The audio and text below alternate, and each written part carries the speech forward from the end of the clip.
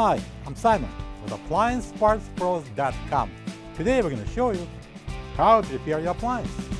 Are you ready? Remember, anytime you work on your appliance, make sure it's unplugged or the circuit breakers are off so there's no chance of electrocution. In this video, we'll show you how to replace the filter assembly in a Samsung washer. It's going to be a very easy repair. Should only take a few minutes to show you how to do it. When you open up the package, you're going to get a new filter assembly. The filter assembly holds foreign objects, not allowing them to bust the drain pump's impeller. It also filters lint out of the washer. The main reason why the filter assembly should be replaced is if it's damaged or is totally clogged, causing the washer not to drain. The filter we're looking for is located behind this magic door. To open the door, we push down that little tab and it just gets open. So now we're going to need to take this off the hinges, pressing the hinge in, door comes off. Remove the pump drain hose from the retainer. To avoid the mess, I suggest you to put a towel on the floor. Then we're going to use a container to collect the water from this drain hose. Pull out the cap and drain the water. All right, now I think we can cap off this drain hose.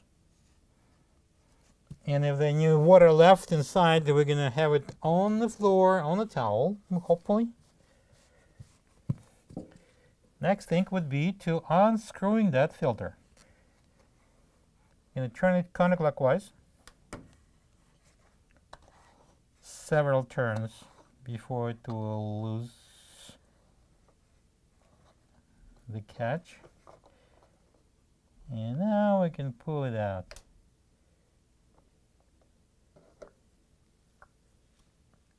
As you can see, it's pretty bad.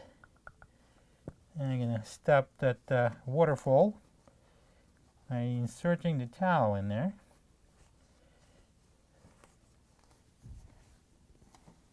You can clean that housing inside using the towel or anything else. And there's would be strange objects in there. Coins, screws. Sometimes you can see a sock that's been there for ages.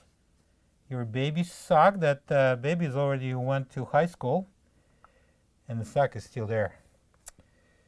All right, now we're going to put a new filter in. This is the old filter assembly next to the new one. If you don't have this part, you can get it from AppliancePartsPros.com. To insert properly the filter in, we need to put this cutout shape over the tab inside. Slide it in and start turning it clockwise.